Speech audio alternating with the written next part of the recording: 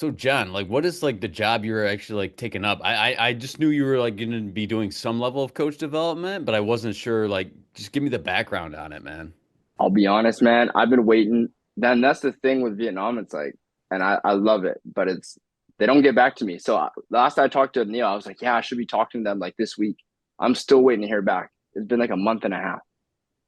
And so I'm waiting to hear back the final details of what it was. When I talked to them at the end of kind of October, it was me kind of doing a dual role of kind of figuring out how to implement kind of a one club philosophy and how to develop. Well, we have 400, so pretty much we have 400 youth that come through our program, Okay. and the retention rate isn't super high. And so I've watched the local coaches coach, and I've seen kind of the practices they do, and it's like there's traditional and there's like old school traditional. And so now we're looking at like old school stuff. Like it's just a different culture, right? Culture is just different. And so it's very authoritative. It's very like, and I was talking to Neil, it's like coaches are allowed to be not physical players, but the touch barrier, they're not worried about the touch barrier, right? And what I mean by that is like, if a kid's acting out or whatever, it's like they'll grab them, they can Oh, grab them, right? And so like, not saying that it's good or bad. I'm staying out of that, but it's just like it's different, right? mm, And so it's trying to figure out how to, and especially because some of these kids they can be pretty young, right? I think the youngest that we have coming through our program is like U6, U8, and so the retention rates are quite low. Kids aren't enjoying coming to the sessions, and the way that the culture that they treat the basketball, they call it a class, and you sign up in terms, so that you sign up for a team for like 3 months at a time. And so it's really hard to build because there's also not a lot of infrastructure for games. And so imagine being a kid, you're going through 3 months of class. You may or may not get any games, or you may get like one small tournament, that local tournament they kind of put together like a jamboree kind of thing.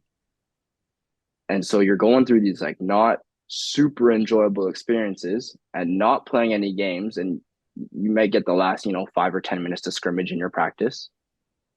Right. And so you kind of see that the way that they treat it, especially like parents, like it's like an extra math class or it's like a music class or something. Right. It's the parents just they pull up on the motorbike, drop the kid off, they go do their shopping, they come back in an hour and a half later, and then they're off to the next class extra class that they got to do. And so it's trying to figure out. Obviously, I'm not going to be able to change that whole thing, but it's trying to figure out, okay, how do we retain these kids and actually give them a more enjoyable experience, right? And how can we kind of develop these coaches? And I'm still trying to think about that, especially with the language barrier. Neil and I had a great conversation a few weeks back, and I took a bunch of notes, and he really helped me think. And I think one of the number one things is definitely coming up with that glossary, coming up with that shared language that coaches, parents, players, myself, like everyone in the organization and that wants to be a part of this thing can understand, especially because not everyone speaks English, right? But we can use that kind of as an example of sharing the language with them, right? And sharing examples of what that means and trying to help kind of speed up that learning or at least get everyone on the same page. So that's kind of what I've been trying to put together. And that's kind of my goal this week is try to develop that glossary that Neil kind of had me thinking quite a lot about. and what are some of the things you're gonna put in the glossary? Is it like is this purely on-court stuff, or are we talking? And that's what I'm trying to Yeah. figure out right now. It's not just going to be on court, right? Because a lot of the stuff, I don't know, it can apply to so many different areas, and it's you obviously want to make a bigger impact than just on court, especially in a role like this where I can kind of. I've never been in a situation that you can really impact 400 kids and a lot of coaches. And that's kind of what I talked with Neil about. I feel a lot of pressure in that situation. I'm a pretty young guy. I've never really done anything like this. So trying to make sure that I can give them, as best of an experience and as much as I can in a limited amount of time, because I'm not sure how long I'm going to stay out there for. Mm. I mean, the first idea that comes to my mind, John, just hearing you speak about, the mix of issues there. Um, and for me, it's like, with my Wildcats club, for me, just establishing like an identity for the club. And the identity was just captured in just a couple of words only. and it was simply play with fun and freedom. That's it. Okay. So that captures my philosophy as a coach, but it also expresses the experience I want the players to have when they're on the court training or playing games or whatever. So playing with fun and freedom. Every parent understood that straight away. I didn't have to explain anything. Mm. I didn't have to go into any X's and O's or anything about CLA or my approach to designing practice or anything like that. But that identity piece, the essence of it in just a couple of words, I felt was really important for me. That's awesome. I love that. And that's exactly it is. I've been trying to look into more and more, like looking up ways to, have a unified organizational approach and kind of having that shared vision. And I love like, it's so easy, right? That's what, 5 words. And I can just imagine what your practice is and what what it feels like to be a part of that organization, right? To be empowered, to have fun, to have freedom while playing a game. Like, isn't that where everyone would want to be? Yeah, for sure. Yeah. I love that. Yeah, it really serves as a reference point. It's just like, I mean, I know at least at prep, like, and I know I try and carry this out in my own life, is just like establish like values that we have.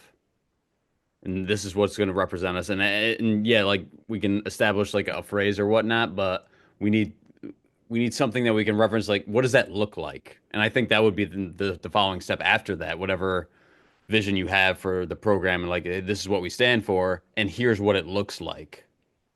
Like we play with creativity, or we're having fun. What does that look like? It means we're smiling, we're cheering each other on, no matter the score. That could be like a touchstone of like, okay, this is actually represents us, and this is an action I want to see us perform in and out every single day.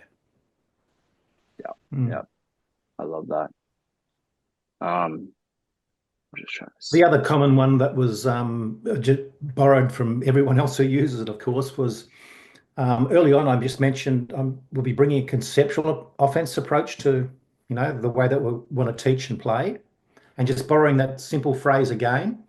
Learning how to play the game, not learning how to run plays. So very simple distinction, but again, that was clearly understood with just one sentence by people. And then they could see the value that players here are learning how to play the game so they can progress to wherever they end up as their pathway of development progresses. So that was valuable too. So the identity piece, adding that a bit about the overarching approach to learning how to play the game. That's like, no, I love it. I'm like trying to, it's making me think like, because I'm all in on conceptual offense. I love it. It's trying to, so with these 3-month terms, you don't know what, especially with a low retention rate, right? You don't know what kids are coming back, and they actually just split. So what happened was they took the top players and actually split them into kind of their own separate club. And so the top players used to train under the same youth academy program. And now they take all the best ones, they put them somewhere else. So now we're left with, I guess, not the top, not the very top, I guess, right? So your bench guys or beginners essentially. And so what I'm trying to figure out, or what I'm trying to think about a lot, is like the best way to share how to develop a bit of a conceptual offense, but in 3 months, Yeah. it's not a lot of time, Mm. right? And Mm. especially with, again, they don't play games, or they don't get a lot of opportunities to play. So Yeah. yes, as best we can, definitely try to get them playing in practice and all that. And obviously they'll have a lot more fun than, again, running those plays like you talk about, and teaching them how to play. But the actual application of like, okay, let's actually play and put this into practice, it's hard. And again, and you've all seen it, right? Scrimmaging against the same guys over and over your whole life now, and because of that, it's I guess these kids kind of fall into a bit of a bubble, right? And trying to expose them to other things, or other ways to compete, because you might be the man in the club right now, but you go to a different city, or you go out of the country and you try to play in Southeast Asia or something, and it might be different, Mm. right? So that's what the time crunch of the 3-month terms is something that's really kind of made me really think about and have to put it a lot into perspective of um, what can we realistically get done, right? Yeah. And obviously, again, number one is retaining them, right? Because then you can build something. Yeah. So again, having them be able to play, have fun with freedom, Mm. learn how to play, right? That all it all is right up the alley of what I'm trying to do and trying to think about how to tackle this whole thing. Yeah.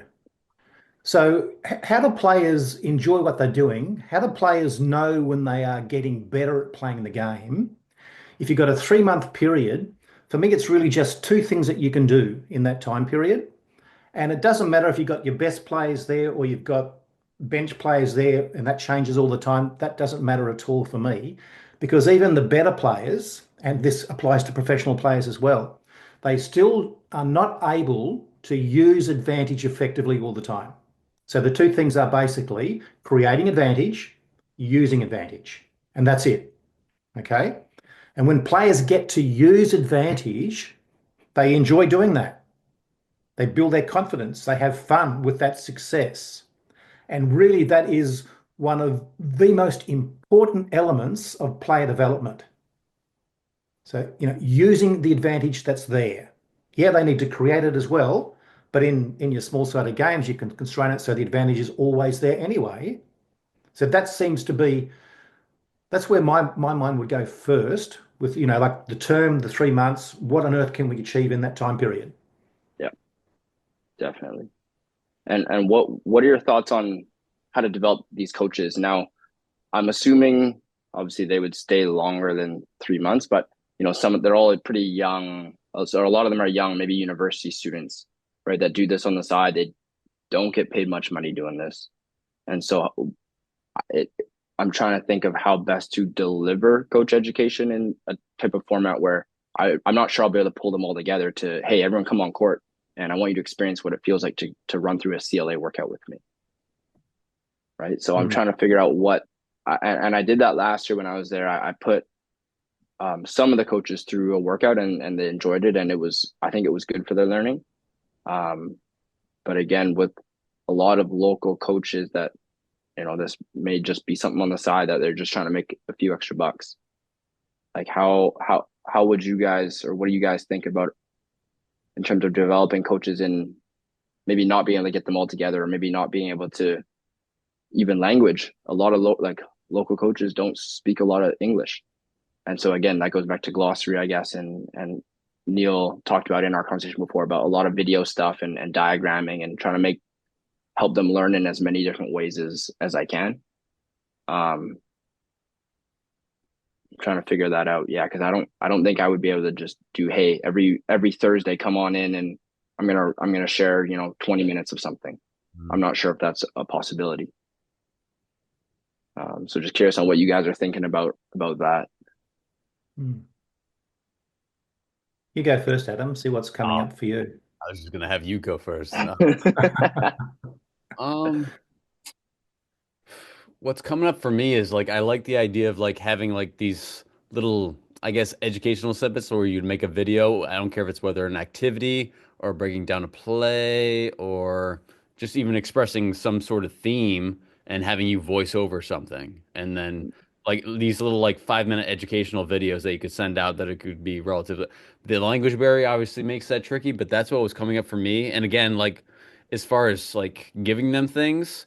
I think again, keep it short. So short videos, and then short, like one pagers on a topic or something like that, or something you want to emphasize. Always keep it to like one page. That way, it's super simple. Like you said, they're guys that are just like doing this in their spare time. They're who knows like how serious they're taking it and whatnot. Yeah. Mm. Well, I'm curious, what do you guys use for like developing your one pages? What program do you guys use? Like I'm not super tech savvy. I'm not super like graphic designy. And so I'm trying to get better at that, but I'm just curious what you guys use for that stuff to make it kind of digestible for your players. Mm. Well, I just use PowerPoint, and I just do simple diagramming in there. So you can create some really, jazzy looking stuff in there quite easily. Yep. And then you can export to PDF and easily distribute and all that sort of stuff. That's all I do. Very, really simple.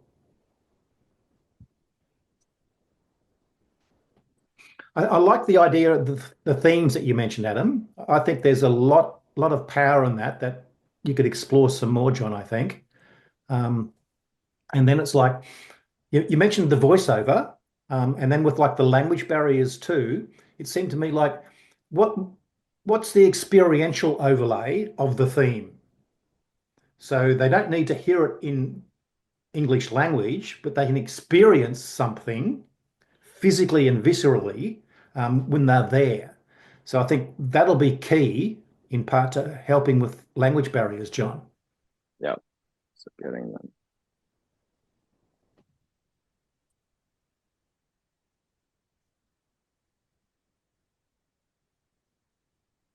While you're taking notes, the other thing that pops in my mind with young coaches who are maybe university students, um, I think that's a huge advantage, actually, because they're in an environment where they really want to learn. And every day, at lectures and whatever, they're learning about theory.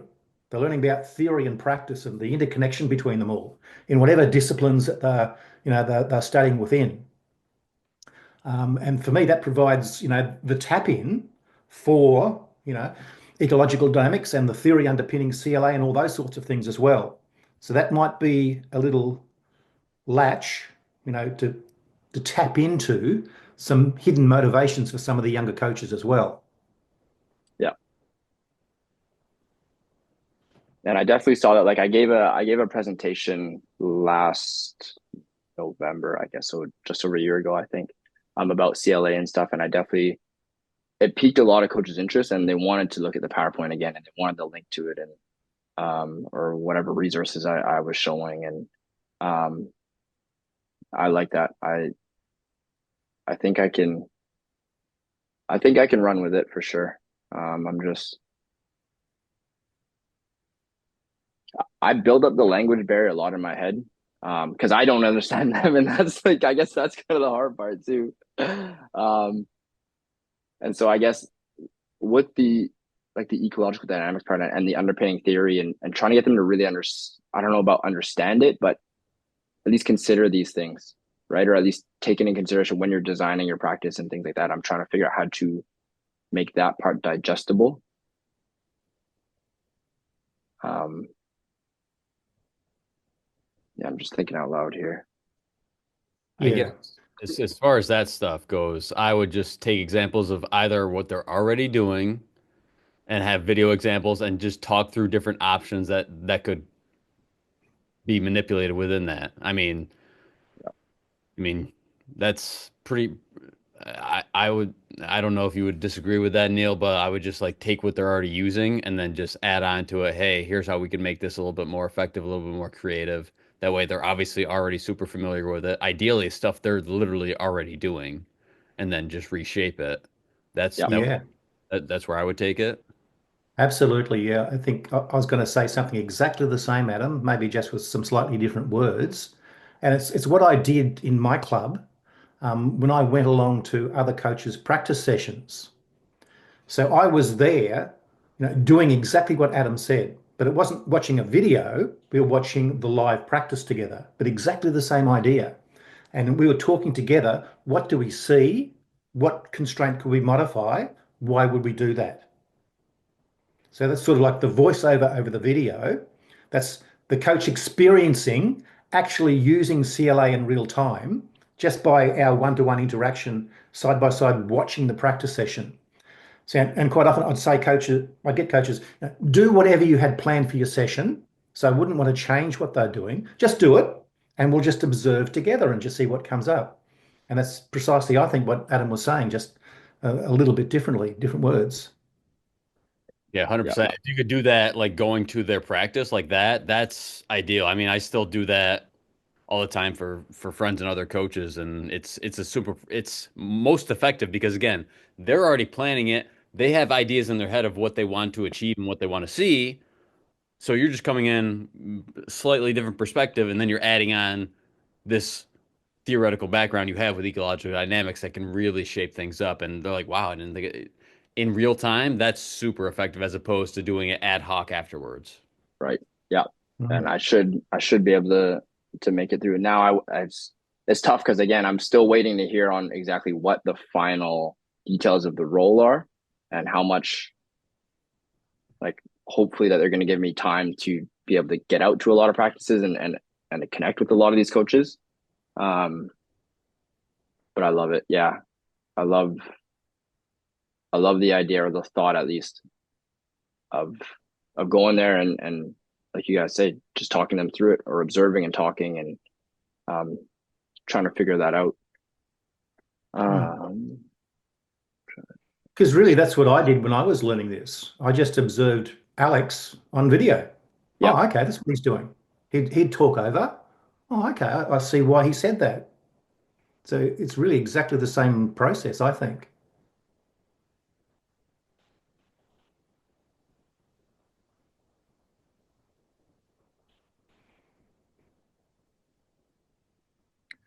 When you're ready, I think you'll still need to come back to this culture piece as well, because I think that's going to be key. Even like when we first spoke a couple of weeks back, John, that the permission is just mm, so important here. So permission to make contact, that has to be, you know, given, acknowledged, received, before any coaches make any contact with any players. And that should just apply across any age group at all, really.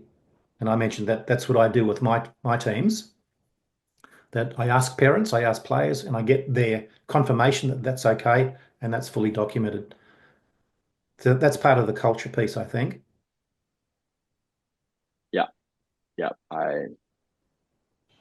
I still, yeah, that's like the one of the that was the second thing I from my notes. I'm looking back at my notes of when we spoke. It was contact permission from parents and players in the first training session, clear expectation, screening angles with shoulder, writing a confirmation of agreement that it's okay to do that, which is consistent with the player-led approach. So Yeah. that's something Yeah. that I'm going to be trying to get on this week as well, trying to design that, and then hopefully I can get that over to one of my Vietnamese friends that they can potentially translate that or at least get that um, um, at least in both languages. So everyone is kind of Yeah. on Yeah. the same page about all that. And you could Um, do that in two ways, John. Just thoughts coming to my mind right now. So you could just do like a 15-second video of you with a player, just checking for that permission first. Then you show that. And then of you that. could get that translated. Or you can do it live on a court with you and a player as well. So coaches experience what you're doing. And I know coaches will watch and listen and, oh, okay, yeah, that's what he's done first. That will really help rather than telling someone to do this first. Just seeing it in action. Of that.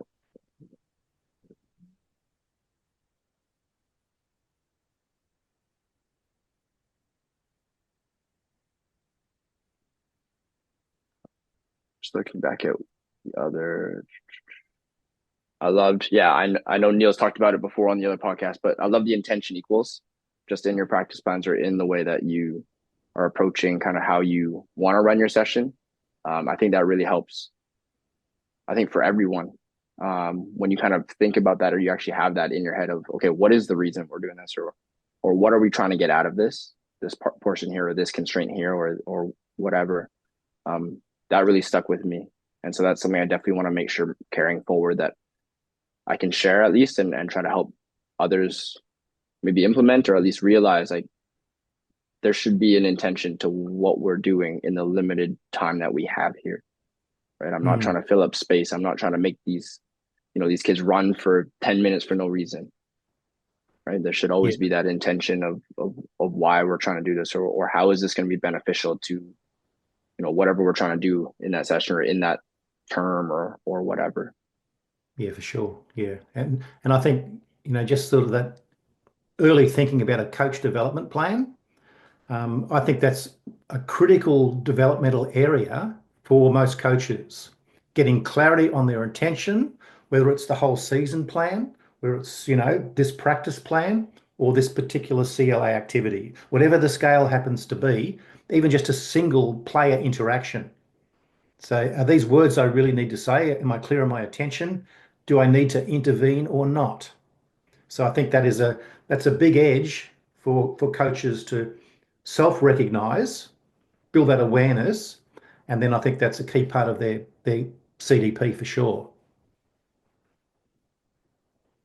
I got a question for you guys coach development plans. Like, what or how do you guys approach, or how would you approach developing one coach versus 10 coaches versus maybe 50?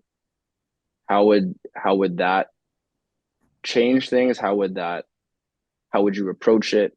Um, I'm just trying to think of, I don't know what, if I were to run a session, I don't know if I'm going to be, like you guys said, one-on-one with a coach on the court. Maybe I have 10 of them coming to a session that I'm going to run for, 30 minutes, or maybe I'm giving a clinic. And so trying to develop these coaches or coming up with a coach development plan or a framework of how we want to develop them or how we want to think about developing. What are your guys' thoughts on kind of all that? Mm.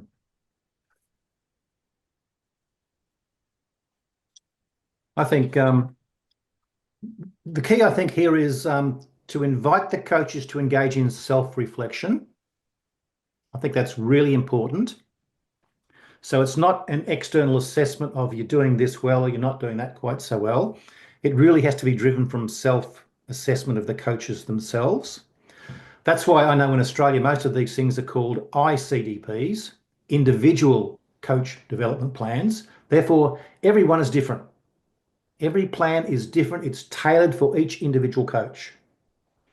And then if you're doing something with 10 or 50 coaches, the framing of that is more like coaches observe, hear the question, and ask, how could that apply to me in my coaching context?